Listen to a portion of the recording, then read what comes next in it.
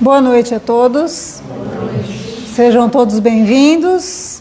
Mais uma noite que a gente se reúne para falar um pouquinho sobre o Evangelho, para nos conectarmos à espiritualidade, a Jesus, nosso Mestre. Hoje nós recebemos aqui com muita alegria, pela primeira vez, o Paulo Gouveia. O Paulo é trabalhador espírita da Casa Seara Espírita de São Carlos. E hoje ele vem falar para nós sobre renovação íntima. Então, para iniciarmos, eu vou ler uma mensagem do livro Conduta Espírita, pelo Espírito André Luiz. Perante Jesus, em todos os instantes, reconhecer-se na presença invisível de Jesus, que nos ampara nas obras do bem eterno. Aceitou-nos o Cristo de Deus desde os primórdios da terra. Nos menores cometimentos, identificar a vontade superior, promovendo em toda parte a segurança e a felicidade das criaturas. Cada coração humano é uma peça de luz potencial e Jesus é o sublime artífice. Lembrar-se de que o Senhor trabalha por nós sem descanso, repouso em débito, deserção do dever. Sem exclusão de hora ou local, precaver-se contra o reproche e a irreverência para com a divina orientação. O acatamento é prece silenciosa. Negar-se a interpretar o eterno amigo por vulgar revolucionário terreno. Reconheçamo-lo como a luz do mundo. Renunciar às comemorações natalinas que traduzam excessos de qualquer ordem, preferindo a alegria da ajuda fraterna aos irmãos menos felizes, como louvor ideal ao sublime natalício. Os verdadeiros amigos do Cristo reverenciam-no em espírito. Identificar a posição que lhe cabe em relação a Jesus, o emissário de Deus, evitando confrontos inaceitáveis. O homem que exige seja o Cristo igual a ele, pretende vaidosamente nivelar-se com o Cristo. Em todas as circunstâncias, eleger no Senhor Jesus o mestre invariável de cada dia. Somos o rebanho, Jesus é o divino pastor. E tudo quanto fizerdes, fazei-o de todo o coração como ao Senhor, e não aos homens. Paulo, na carta aos Colossenses, capítulo 3, versículo 23.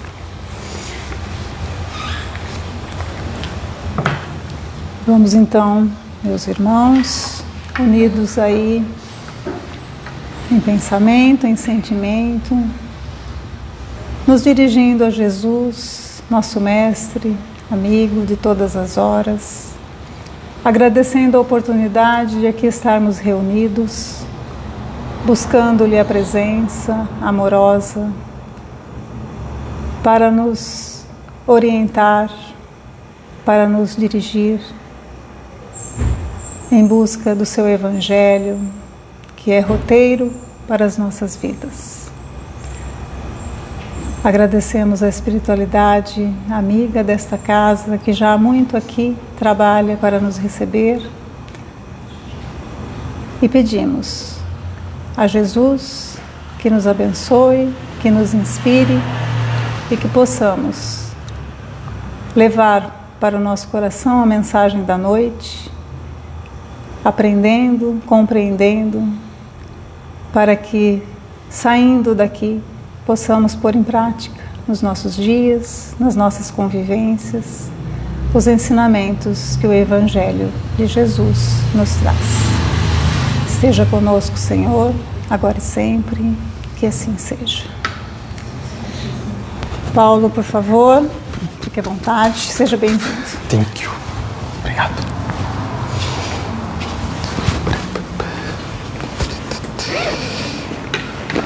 Olá, gente. Boa noite. Boa noite. Espero que todos estejam bem.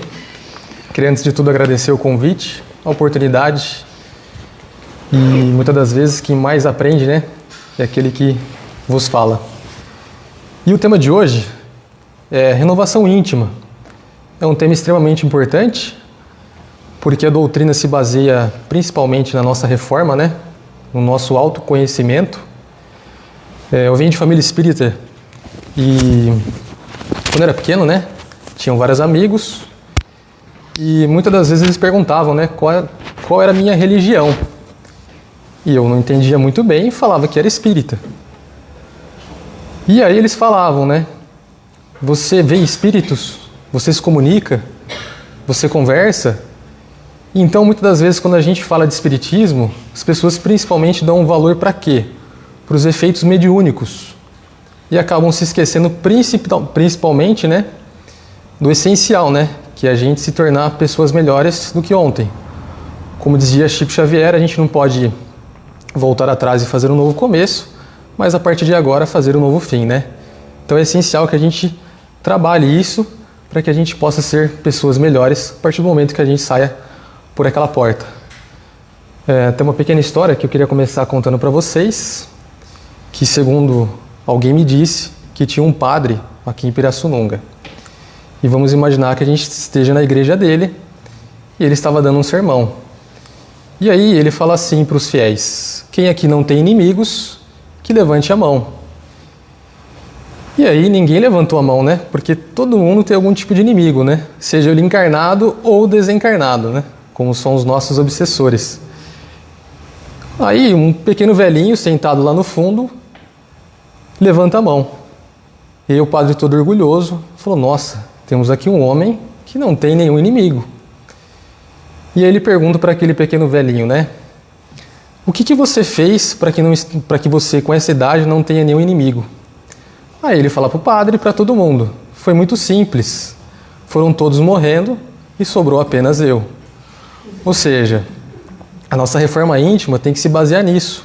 A gente não pode enterrar os nossos defeitos. A gente não pode levar isso para as nossas próximas reencarnações. A gente sabe que a reencarnação é um passo importante que a gente recebe de Deus, né?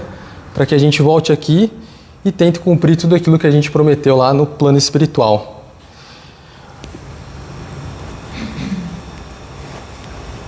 Peraí, vamos mudar para aqui mesmo. Problema técnico, mas nada demais, né? Olha lá, qual que é o objetivo da encarnação, né? Por que a gente reencarna aqui no plano físico? A reencarnação é uma oportunidade para o espírito se aperfeiçoar, né? Para a gente se melhorar. A gente vai conseguir cumprir tudo aquilo numa encarnação só? Não, a gente precisa de várias. Se a gente pensar em Jesus, né? Quantos bilhões de anos aquele espírito tem, né? Para ele alcançar uma esfera crística que nem ele. Intelectualmente, através do trabalho. Então, a gente necessita do trabalho, a gente não pode ficar parado, porque o barco parado não ganha frete, né? E estudo. Então, a gente tem que estudar. Porque à medida que a gente vai estudando, a gente vai se autoconhecendo. Então, tudo aquilo que a gente faz de errado, né? A partir do momento que a gente começa a estudar, a gente começa a perceber. E a gente vai começar a tentar se corrigir. E moralmente, através do amor ao próximo, ou seja, caridade, que é essencial, a gente está cansado de ouvir, assim ela é vista como uma bênção pelo Espírito, pois uma oportunidade de progresso. Então aqui ficou bem esclarecido, acho que ninguém tem dúvida. E aí, essa pessoa que está aqui nesse quadrinho, no Espiritirinhas, sou eu, né? Olha ali, tem dois espíritos falando um com o outro. O que ele está fazendo? A lista de promessa para o ano novo. Aí todos os anos, né, a gente promete, que a gente vai... Na verdade, a gente promete coisas materiais. A gente pensa primeiramente em trocar um carro, né, comprar uma casa nova, fazer uma grande viagem que a gente sonha, mas a gente acaba se esquecendo do principal, que é a nossa reforma íntima, a gente se melhorar. Ele passou o ano estudando e ouvindo palestras sobre as lições de Jesus. Se enquadra, a gente vai na casa espírita todas as semanas, né? A gente ouve as palestras, faz todos os estudos necessários, mas a gente acaba se esquecendo do principal. Deve estar planejando a sua reforma íntima, mas eu não estava. Estava pensando no quê? Na dieta, né? Para a gente perder alguns quilinhos que a gente gosta, o carro novo, uma viagem. Só que o essencial do Espiritismo está aí, né? A gente se autoconhecer, a gente se auto-reformar. Olha lá, reforma íntima é um processo de autoconhecimento com o objetivo de identificar, né, os defeitos morais para transformá-los em virtudes. Então, o primeiro passo para a gente se autoconhecer a gente tem que trabalhar o quê? A nossa humildade. Porque se a gente não tiver humildade, como que a gente vai se modificar? Se a gente não aceitar uma crítica, não aceitar alguma coisa que venha contra nós, naquele momento que a gente está ali de provas ou alguma expiação, a gente não vai conseguir se transformar. Através do aprendizado da doutrina espírita.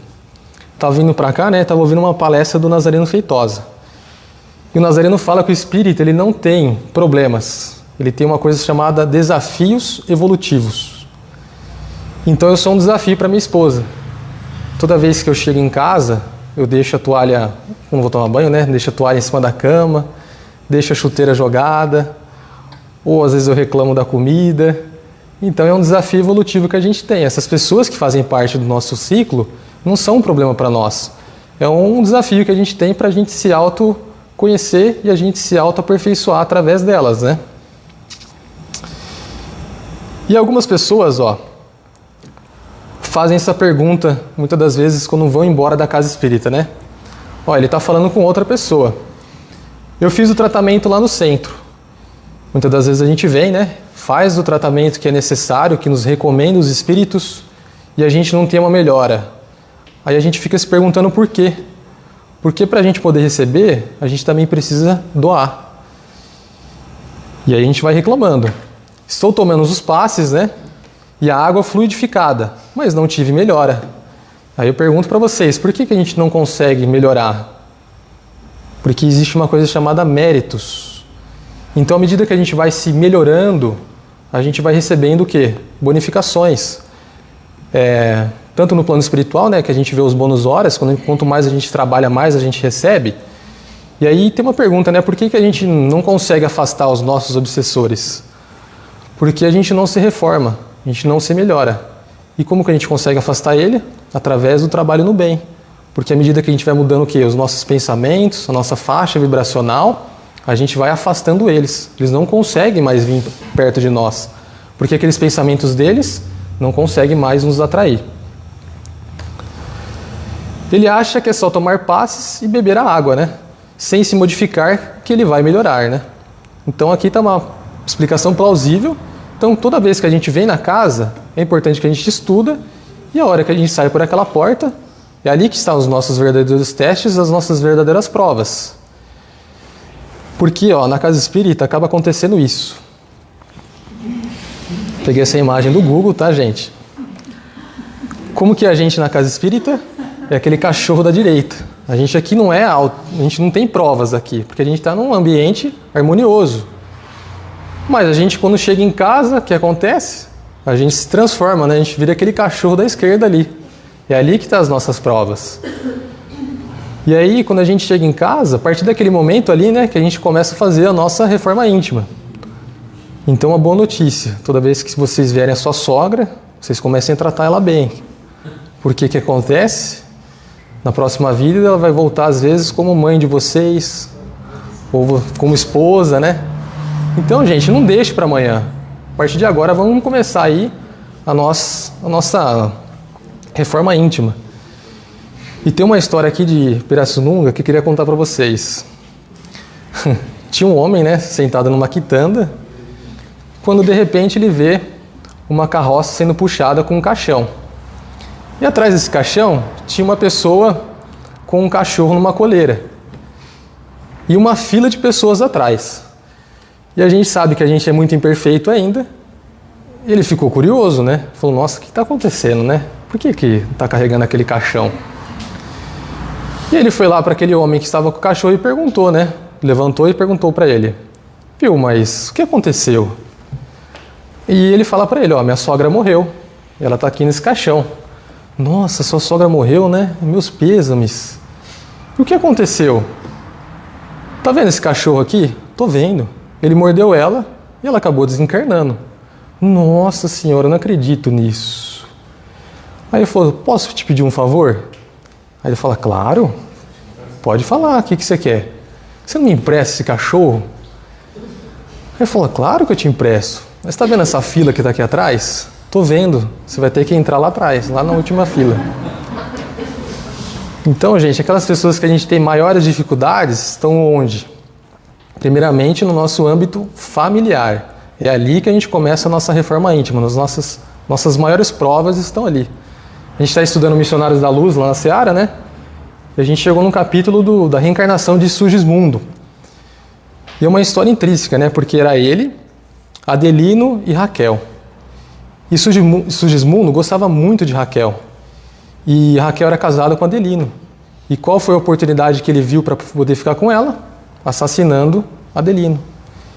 Aí todo mundo desencarna, né? Vão para o plano espiritual, só resumindo. Eles sofrem muito. E aí Adelino e Raquel reencarnam novamente como marido e mulher. E adivinha o que o plano espiritual faz para que aqueles espíritos possam se reconciliar? Sugismundo volta como filho. Só que ali, eles trabalharam muito para que Adelino aceitasse ele como filho. Toda vez que ele dormia, levavam ele no plano espiritual, falavam para ele. Então, no nosso âmbito familiar estão às vezes os espíritos ali que a gente prejudicou em vidas passadas. E fica o nosso compromisso para com eles. Por isso que é muito importante a evangelização infantil. Porque aquelas crianças que estão ali, muitas das vezes, são espíritos que a gente prejudicou e a gente precisa realocá-los na verdadeira reforma íntima que eles precisam para poder fazer o seu progresso espiritual. Máximas extraídas dos ensinamentos dos espíritos. Perguntinha, qual que é o objetivo do espiritismo? Todo mundo já se perguntou? São as manifestações? São as comunicações? Não. O objetivo essencial do espiritismo é melhorar os homens no que concerne o seu progresso moral e intelectual. Tem uma questão do Livro dos Espíritos que o Espírito Verdade, Allan Kardec pergunta para o Espírito Verdade, qual que é a melhor religião? E o Espírito Verdade responde, aquela que forma o maior número de homens do bem em suas fileiras. Então não importa se a pessoa era católica, se ela é evangélica, se ela é ateu, o importante é que ela está sendo uma pessoa melhor a cada dia. É ali que está o objetivo central do cristianismo, né? Porque o cristianismo ele não é uma religião. Jesus não pregava uma religião. Ele pregava um modo de vida, de ser pessoas melhores. O verdadeiro espírita não é o que crê nas comunicações. Muitas pessoas só acreditam no espiritismo a partir do momento que elas começam a ter as manifestações mediúnicas. Mas não é isso. Mas o que procura aproveitar os ensinamentos que esses espíritos trazem, né? O que a gente consegue absorver e transparecer. De nada adianta crer se sua crença não faz sequer um passo na senda do progresso e não torna melhor para o próximo, né? E toda vez que eu vou fazer oração, é parecido com o Chico Bento. Olha lá em cima, né? Ele está falando para quem? Para o anjo da guarda dele. A gente procura muito o auxílio dele, né? Meu anjo da guarda, me ajuda a tirar 10 na prova de amanhã, né? Mas ele está falando meio caipirês. Me ajuda. Aí pergunta, os espíritos vão nos auxiliar? Quando a gente tem que tirar uma nota 10 na prova, se a gente simplesmente só pedir para ele, a gente vai receber a nota 10? Não, a gente precisa do estudo, né? A gente precisa do nosso esforço. E aí o anjo da guarda dele aparece. Então pega esses livros aqui e estuda, né? É assim que a gente tem que fazer, né? Não só pedir.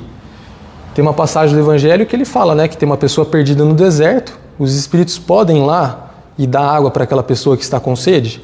Não, mas eles podem, através do pensamento, fazer com que aquele homem chegue, através dos bons pensamentos, que ele consiga encontrar aquela água necessária para a sua subsistência. A crença no Espiritismo só é proveitosa para aquele de quem pode se dizer hoje está melhor do que ontem, né? Então toda vez que a gente for dormir, né, colocar nossa cabeça no travesseiro, a gente tem que fazer essa pergunta. Será que estamos sendo pessoas melhores? Será que eu não prejudiquei ninguém? É assim que a gente vai caminhando.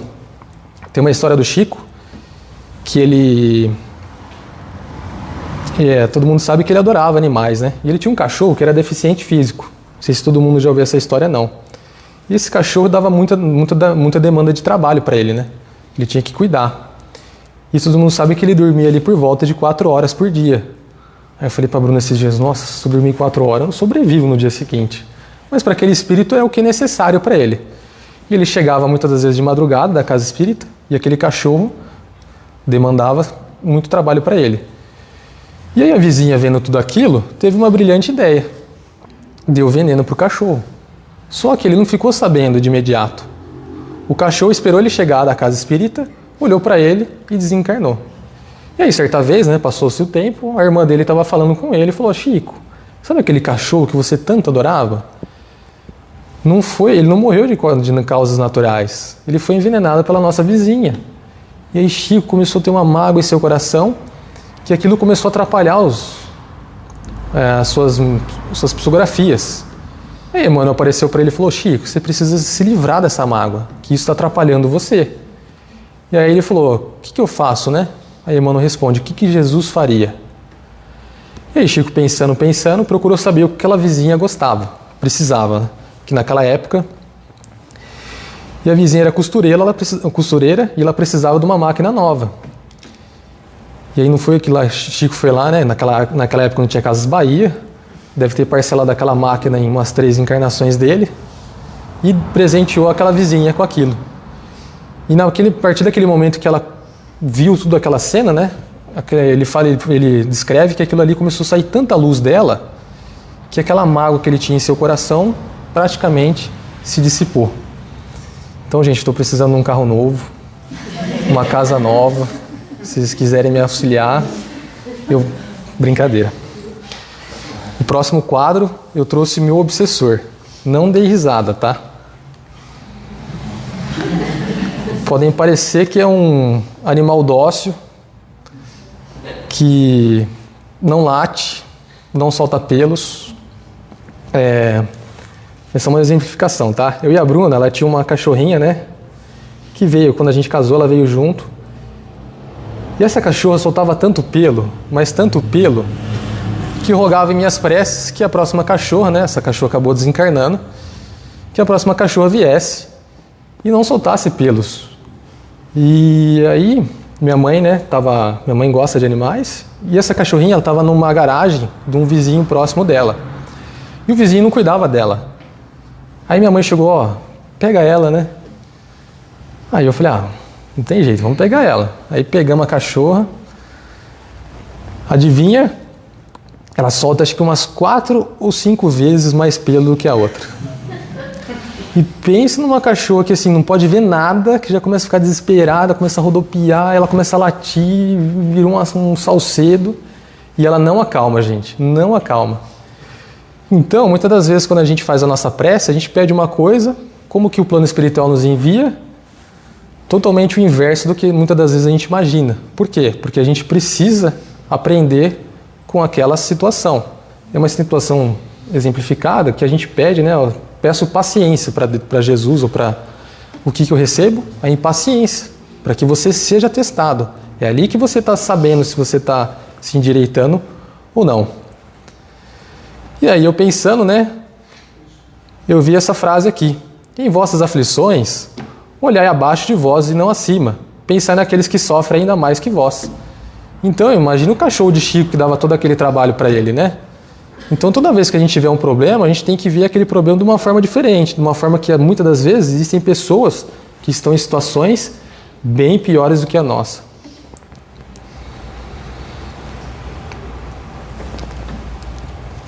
Posso pedir a Deus que perdoe as minhas faltas? Aquele velhinho está falando para um rapazinho que está lendo o livro dos Espíritos. Eu posso pedir para que Deus perdoe as minhas faltas? Meus pecados?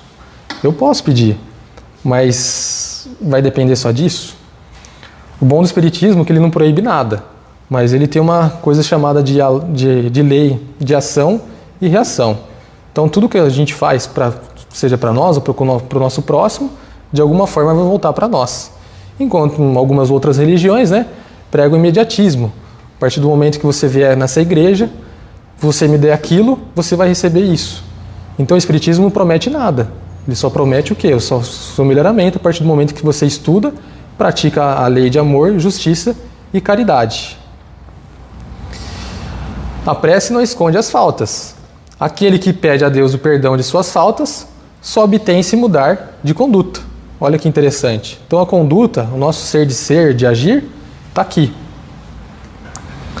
As boas ações são a melhor prece, porque os atos valem mais que as palavras. Então a nossa ação ela precisa estar todas as horas tentando ajudar o nosso próximo, A gente precisa de dinheiro, precisa de capital para fazer a caridade? Não necessitamos. Uns simples pensamentos bondosos para sua sogra ou para aquelas pessoas que são seus inimigos, aquelas que muitas das vezes te atrapalham no dia a dia, são aquelas pessoas que a gente está fazendo uma forma de caridade. Gente, vocês acham que eu não gosto da minha sogra, tá? Não é isso, eu adoro ela, eu amo minha sogra.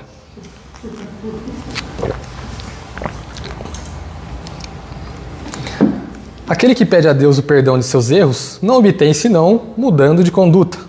As boas ações são o melhor das preces, pois os atos valem mais que as palavras.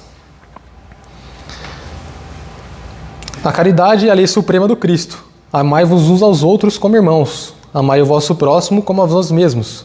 Perdoai seus inimigos. Não façais a outro, o que não gostareis que vos fizessem. Então, a partir do momento que a gente começa a pensar nisso, agir desse modo, a gente está fazendo a nossa reforma íntima. Tudo isso se resume na palavra caridade. Meu pai é uma pessoa muito rústica, E ele sempre frequentou a casa espírita com a minha mãe. Ele sempre foi, mas ele é uma pessoa assim, sabe aquela pessoa difícil de se modificar? E ele frequenta as palestras, muitas das vezes ele lia alguns estudos, mas muitas das vezes ele não se modificava, ele é uma pessoa muito paciente. Mas, gente, 13 anos indo na casa espírita e hoje ele está dando passe.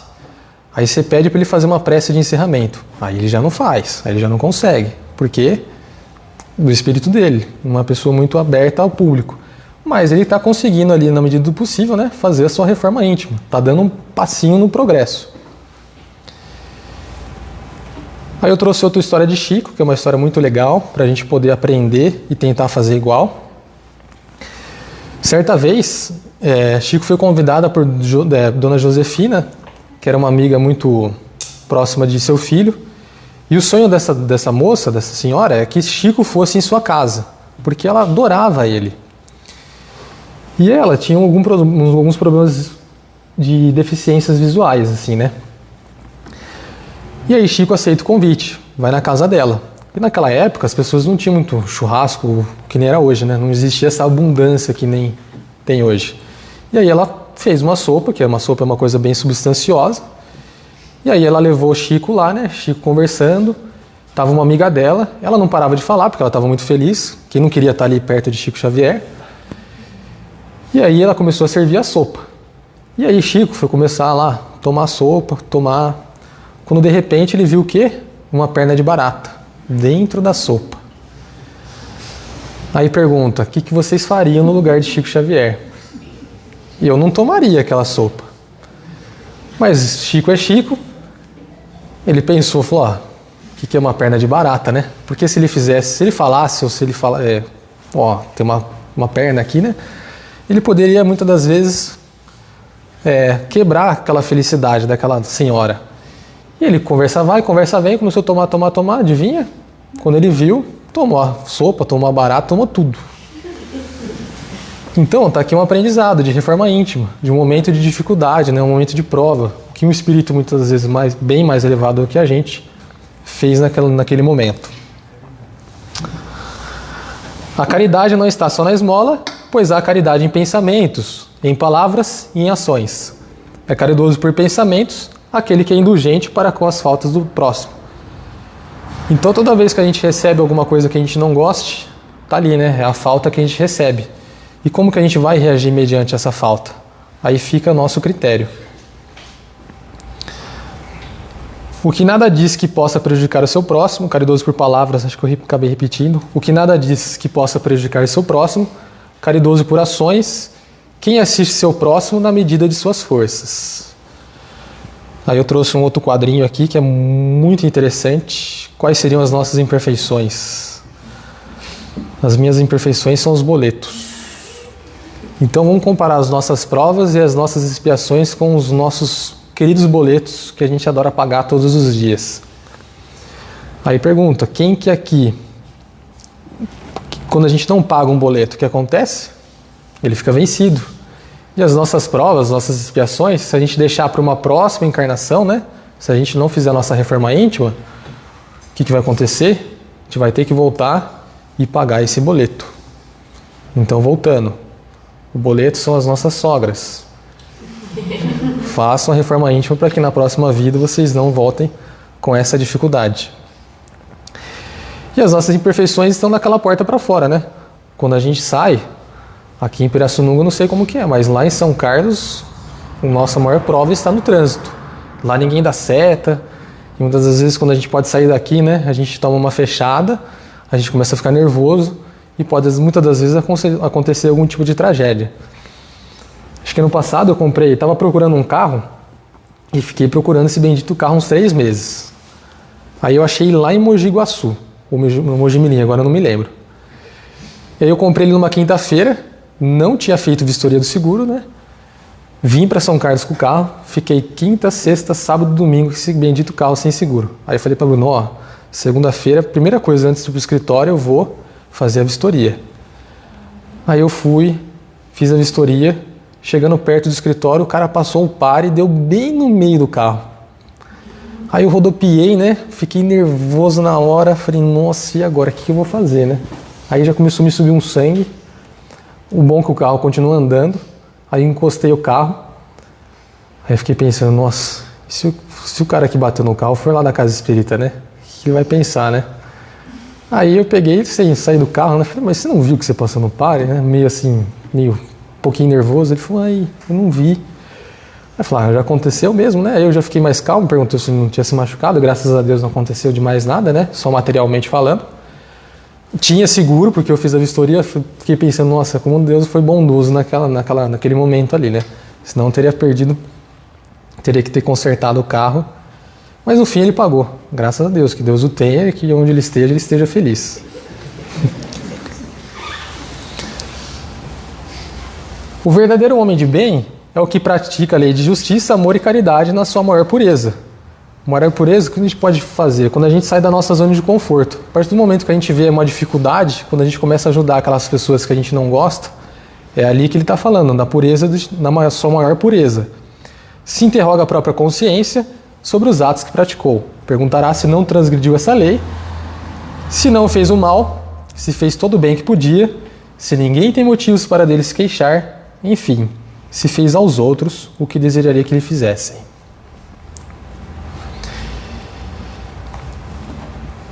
É na família que geralmente são as nossas maiores provas. Todos temos um planejamento reencarnatório e muitas das vezes repleto de resgates de dívidas preteridas, né? Ou de crescimento em conjunto.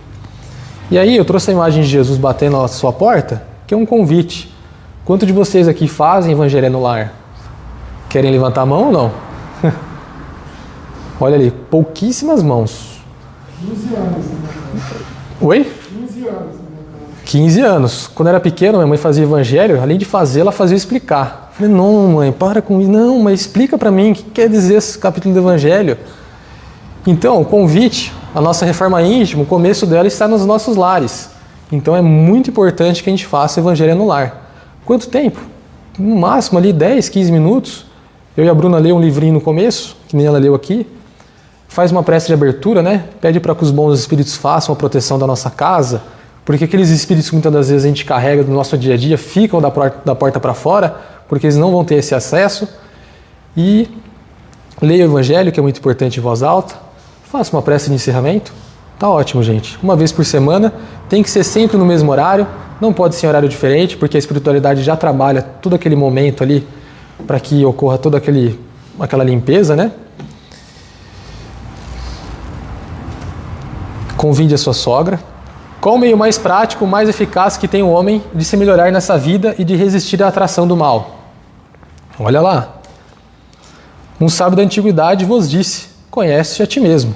A partir do momento que a gente vai estudando, fazendo o evangelho, a gente vai se autoconhecendo, vai se auto-melhorando. Fazer caridade, conhecer a si mesmo, buscar a reforma íntima, perdoar, amar ao próximo, ele está falando para o espírito. É tudo muito subjetivo, porque o espiritismo não tem regras simples e diretas para podermos evoluir. Está fazendo uma pergunta. O espiritismo não tem regras simples e diretas? Ele é muito prático. Porque a avaliação, a escolha, a responsabilidade por nossos atos é sempre nossa. Por isso uns gostam e outros não gostam das ideias espíritas.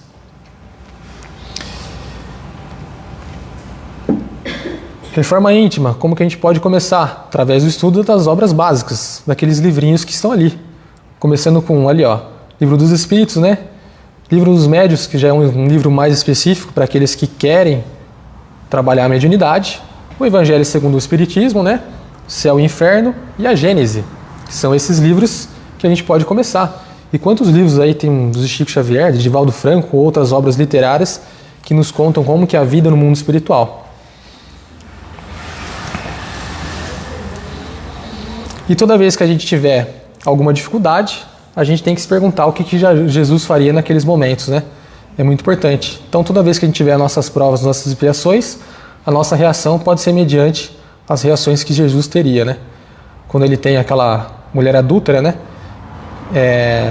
Quem não tem nenhum pecado, né? Que atire a primeira pedra. E ele fala para ela, vá e não peques mais, né? Então, todos os dias a gente recebe uma nova oportunidade de melhoramento. E ele já falava, entrai pela porta estreita, porque larga é a porta e espaçoso o caminho que leva à perdição. Então, a porta para a reforma íntima é a porta mais difícil, é aquela estreita, é aquela que a gente tem que se trabalhar, sair da nossa querida ociosidade espiritual. Já estamos no caminho certo, poderíamos estar em casa numa segunda-feira. Quantos de nós estamos cansados aqui, mas estamos aqui ouvindo eu falar e poderíamos estar vendo Netflix, algum joguinho de futebol. E detalhe, viu, gente?